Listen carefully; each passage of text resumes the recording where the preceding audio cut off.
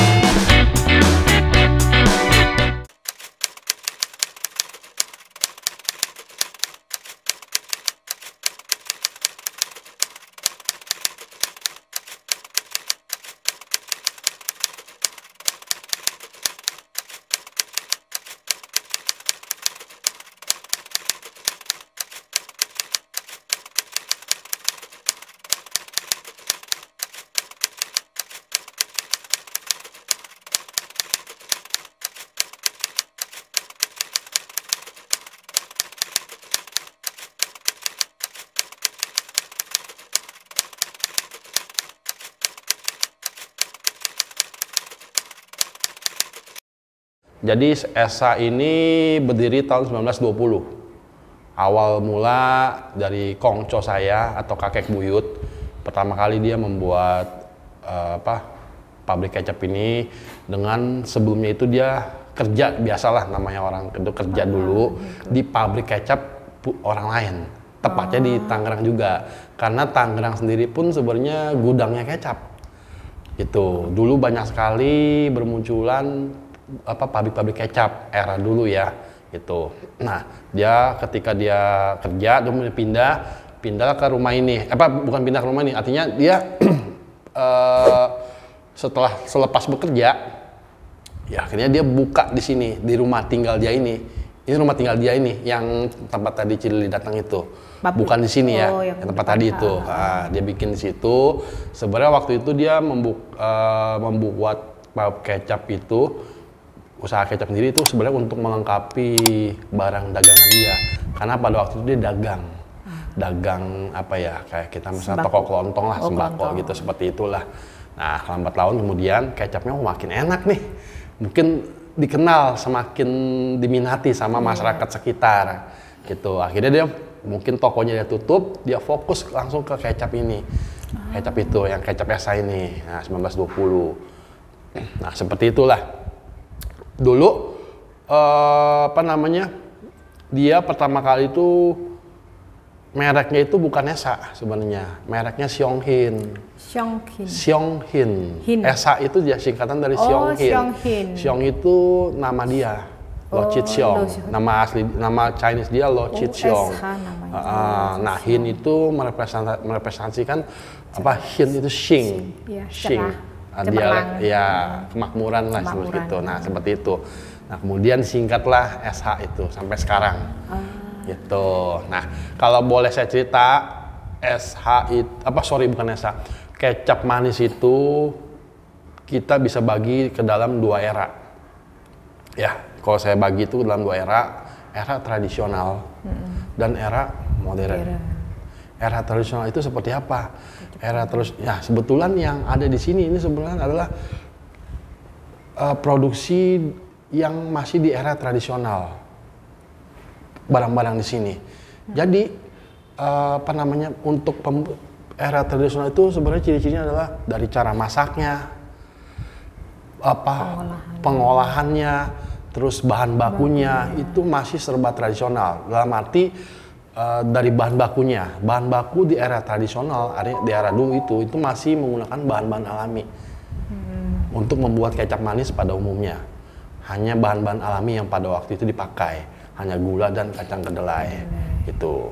Nah, di era tradisional termasuk proses pembuatannya itu pun masih sangat manual dan sangat tradisional banget ya.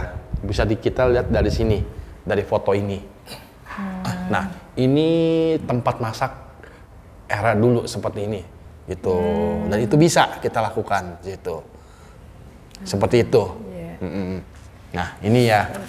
Nah, ini dia nih. Pengolahannya ini. Kalau era dulu ya ini pakai tahang kayu ini, Ci. Ini butuhnya berapa jam? Nah, ini harus diaduk tiap hari. Sehari itu biasanya 3 kali, pagi, siang, dan sore. Jadi ini durasinya berapa jam?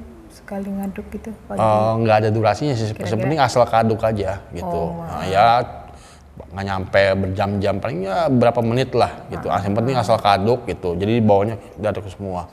Dan kalau era tradisional itu harus dijemur. Memang caranya memang ya alami, jadi artinya mesti kena sinar matahari seperti itu.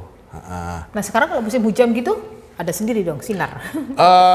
Biasanya kalau itu ditutup biasanya ada tetap. Jadi sebenarnya butuh panasnya sih, bukan butuh sinarnya. Nah, kita butuh panas suhunya gitu. Biasanya seperti itu, ditutup.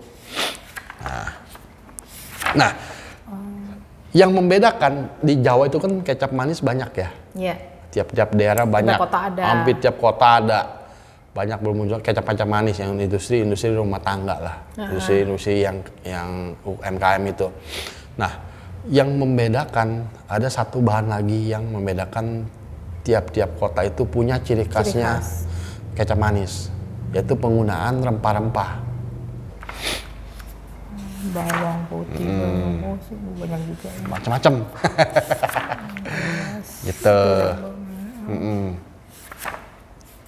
Ya, nah tadi kan ada sempet saya bilang cerita ambil si sari kacangnya ya. Nah, kacangnya kemana? Kacangnya itu nggak dipakai.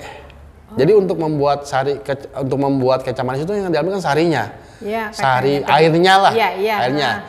Nah, kacangnya itu biasanya di limbah, gitu, limbah. Kacangnya nggak dipakai, jadi limbah. Nah, limbahnya itu biasanya kalau di kami itu buat pakan ternak, pakan ternak, pakan bebek, pakan ini, atau bisa juga jadi pupuk. Ada juga yang mengambil buat mungkin saya nggak tahu, mungkin diolah seperti apa ya. Dia bilang sih buat pupuk juga. Nah, ada satu di kota Cirebon. Cirebon, betul. Saya mau ngomong tuh. Cirebon itu mereka jual ampas kedelai. Ampas kedelai dijual. Gitu. Kalau Cilili ke sana di pasar-pasar ya, itu mereka jual ampas kedelai. Atau kalau mau cari yang udah jadi, biasanya ada di nasi jamblang tuh, ada yang jual. Tanya aja tumis ampas kedelai. Nah itu di Cirebon ya, itu ampas kacang kedelai hitam. Nah ada satu lagi di kota Bogor, tapi ini saya belum bisa pastikan ya, karena saya gak dapat info juga dari seorang kawan. Jadi di Bogor itu ada namanya oncom. Oncom tahu kan ya? Biasanya warnanya oranye ya. Di Bogor itu ada oncom hitam. Oh, dari sisa. Nah, infonya saya belum bisa pastikan juga. Katanya itu dari si ampas kedelai juga. Nah, di Bogor itu. Cuman saya belum bisa pastikan apakah benar atau enggak. Katanya sih bilangnya memang dari ampas kacang katanya. Cuman belum kita pastikan dari apa gitu. Infonya seperti itu. Nah, seperti itulah kecap. Nah, di Cirebon jadi bahan rebutan tuh kalau kita ke Cirebon. Saya pernah waktu itu ke Cirebon. Pasti makan ke nasi jamblang yang di mana ya? Karena nggak semua nasi jamblang jual. Agak besar biasanya. Kalau saya masuk gang tuh, saya lupa namanya apa tuh. Nah di situ dia jual. Setelah saya penasaran, saya coba. Ada tumis ampas kedelai. Saya cobalah. Sama rasanya. Kayak ampas yang kita di sini. Gitu enak loh. Nah itu anaknya dia yang nomor 9. Ya, dia masih mengolah yang tadi di depan itu, namanya Pak Latif Sutajadi. Dia yang masih, ya istilahnya menjalankan usaha ini lah. Kalau saya bantu di belakangnya, gitu. Di prosesnya ya, saya ini termasuk generasi keempatnya, gitu. Jadi cicit lah, gitu. Jadi dari Kongco langsung ke Cekong? Dari Kongco ke Cekong. Nah, sebenarnya ada generasi ketiganya, yaitu salah satunya almarhum papa saya. Gitu. Nah saya ini termasuknya keempatnya. Keempat ini masih di saya satunya dan adik saya juga gitu. Nah sebenarnya masih dijalankan yang banyak ini generasi ketiganya. Masih ada, masih jalan. Ini jadi keluarga ini masih juga termasuk bisnis keluarga juga ya? Ini termasuk bisnis keluarga. Ada berapa persen yang dari keluarga ini? Anak cucunya Kongco? Apa semua cucunya? Enggak semua terlibat sih. Enggak semua terlibat, hanya beberapa gitu. Yang masih peduli dan ini ya? Sebenarnya bukan yang peduli, semua juga peduli. Dalam artinya gini, ya mungkin karena kan nggak mungkin semua ditampung di sini. Iya. Memang kok, jadi mempelajari betul tuh ya proses-prosesnya gitu ya? Saya awal masuk ke ESA itu tahun 2003. Jadi selepas kuliah langsung masuk ke ESA. Jadi ketika itu Belajar dari awal? belum, sebenarnya waktu itu saya belum tahu mengenai kecap manis itu seperti apa. Bikin pun nggak tahu, bisa dibilang waktu itu masih buta sama sekali. Dari proses pembuatannya sampai mungkin sejarahnya, bahkan waktu itu saya sama sekali nggak kepikiran. Ternyata kecap manis, oh ada cerita seperti ini toh, gitu. Waktu itu hanya masuk aja bantu orang tua, bantu keluarga di sinilah, gitu. Nah, pertama kali saya waktu itu masuk, itu ESA itu saya bilang pada di keadaan kondisi fasenya menurut saya sangat menantang. Dalam arti begini, pada waktu itu permintaan banyak. Permintaan akan kecap ESA gitu. Cuman hanya saja kemampuan produksi kami waktu itu sama sekali tidak bisa memenuhi permintaan itu. Jadi banyak sekali penolakan istilahnya lah gitu. Penolakan-penolakan yang akan permintaan ESA. Nah, waktu itu prioritas hanya untuk langganan-langganan lama aja.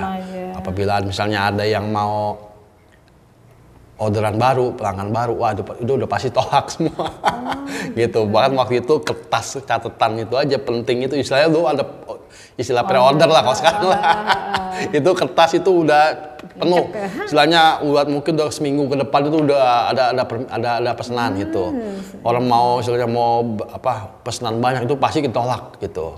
Nah, itu waktu itu 2002 sampai 2012 baru saya mulai.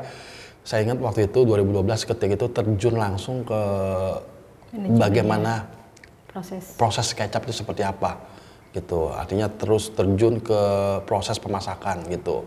Nah, dari situ saya juga berpikir, wah memang ya waktu itu kan emang eranya masih benar-benar bisa dibilang membuat kecap itu masih tradisional.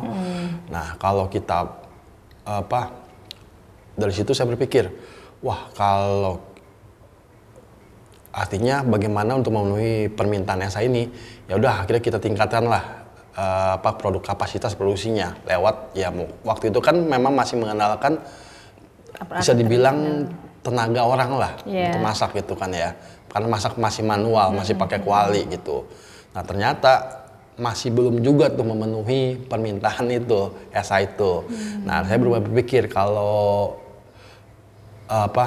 setelah itu ya kita akhirnya bagaimana memikirkan supaya proses ini supaya lebih bisa meningkatkan, itu artinya proses ke lebih modern. Kita pikirkan caranya waktu itu tanpa bantuan siapa yang mau bantu waktu itu istilahnya. Mana ada orang yang istilahnya yang mau bantu ya gimana sih cara masak yang supaya bisa meningkatkan produksi, ya itu akhirnya kita berpikir cobalah kita pakai cara modern, waktu itu pakai mixer seperti itu, dan akhirnya berhasil gitu. Dan itu sampai sekarang gitu. Akhirnya kita ya itu tadi yang seperti saya bilang, kita memadukan proses yang tradisional itu dengan yang era modern itu.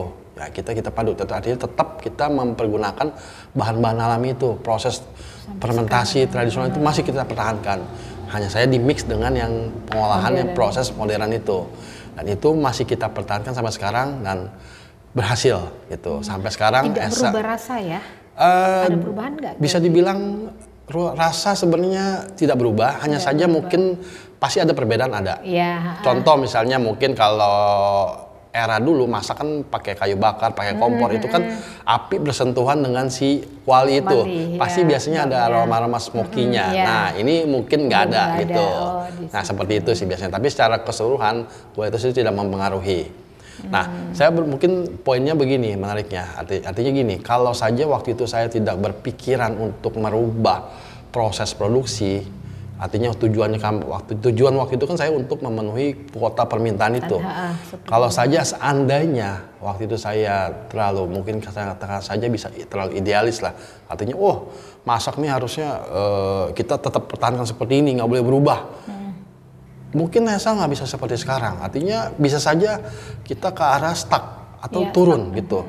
Ya sekarang permintaan itu nggak, waktu itu apabila kita tidak lakukan permintaan itu kan artinya kita bisa penuhi gitu, karena kan kapasitas itu terbatas. Sekarang siapa yang mau artinya siapa yang mau menunggu gitu. Orang mau beli tapi nunggu gitu. Ya, siapa yang mau gitu istilahnya. Gitu. Siapa yang mau nunggu istilahnya? Ya lambat laun pasti orang pindah daripada nunggu di sini mendingan cari yang lain istilahnya gitu. Mau seenak apapun, sebagus apapun merek suatu produk. Tapi kalau ketersediaan stoknya nggak ada, siapa yang mau nunggu? Nggak bakal bisa gitu. Nah, ya itu akhirnya dengan keberanian pada waktu itu, ya artinya saya rubah proses itu. Nah, sampai sekarang gitu. Dan ini juga mungkin ya menjadi suatu yang saya lihat, suatu permasalahan juga, mungkin suatu permasalahan yang ada di era sekarang ini, terutama bagi industri kecap manis yang masih skalanya masih rumahan lah, atau UMKM lah. Ada beberapa permasalahan yang saya lihat, salah satunya regenerasi. Ada beberapa, bukan beberapa sih, ada contoh kasus di negara Malaysia, waktu itu saya lihat beritanya. Jadi dia salah satu pabrik kecap asin tertua juga, yang tertua di Malaysia, dan dia tutup karena tidak adanya penerusnya. Nah, ini kan menjadi salah satu permasalahan juga. Regenerasi ini jadi suatu permasalahan. Contoh di Indonesia ada kawan saya memberikan info, jadi salah satu kecap di daerah mana saya tidak perlu sebutkan, jadi dia ownernya itu curhat lah istilahnya gitu ya, bisa dibilang dia merasa wah kecap dia nggak ada penerusnya gitu, jadi nggak mau meneruskan, anaknya itu nggak mau meneruskan, sebenarnya ada anaknya tapi dia tidak mau meneruskan usaha orang tuanya kecap itu. Nah, ini kan jadi satu permasalahan, regenerasi ini jadi suatu permasalahan di industri kecap manis. Yang kedua, ada lagi saya temukan kasus, jadi satu pabrik kecap tuh, ya bukan pabrik sih, udah industri udah rumahan juga, masih rumahan. Jadi dia itu hanya memproduksi berdasarkan pesanan. Jadi dia membuat kalau ada pesanan aja. Tapi tetap ada nggak pesanan? Masih ada sampai sekarang gitu, masih ada. Pelanggan lama ya. Jadi kalau dia membuat itu hanya kalau ada pesanan. Ya mungkin model bisnis ini seperti ini aman ya. Cuman kan tidak ada ruang buat pertumbuhan. Dia mau maju agak susah, berkembang susah karena tidak berani untuk lebih membuka ininya, lebih expand lagi gitu artinya. Tidak ada keberanian gitu artinya. Dia hanya membuat hanya kalau ada pesanan. Ini kan jadi salah satu permasalahan juga. Nah, ada lagi permasalahan ketiga yang saya temui, satu usaha kecap juga di daerah tertentu. Itu dia curhat ownernya. Jadi sekarang ini banyak sekali kompetitor masuk. Pastilah. Kompetitor masuk. Karena gini, karena kan umumnya kecap-kecap rumahan itu kan mereka sistem marketingnya kan nggak ada. Jadi mereka hanya mendistribusikan di wilayah-wilayah sekitar. Seperti itu. Biasanya era-era dulu sampai yang sekarang tuh seperti itu. Biasanya umumnya kecap-kecap industri rumahan ya. Jadi mereka tidak ada kegiatan promosi, distribusi untuk mungkin lebih luas gitu. Jadi ketika mereka datang, kompetitor masuk ke daerah-daerah mereka, nah itu jadi satu dilema, itu jadi satu permasalahan gitu. Nah, dari ketiga permasalahan itu menurut saya sebenarnya kalau kita bisa berani, artinya nanti kita sebenarnya bisa dong, artinya bagi si pelaku UMKM ini ya, kalau kita mau berubah ya. Artinya satu, regenerasi sangat penting juga menurut saya. Bagaimana supaya ada keberlanjutan bagi keberlangsungan suatu usaha. Kedua, bagaimana tadi itu yang tidak ada ruang untuk pertumbuhan. Nah, bagaimana supaya membuat suatu pertumbuhan itu, bagaimana supaya kecap itu atau produksi itu bisa lebih meningkat. Nah, itu kan perlu keberanian juga. Nah, ketiga itu kan artinya untuk distribusi, media promosi itu kan sekarang zamannya media sosial kan harus kita harus ikutin perkembangan zaman. Saya pikir seperti itulah.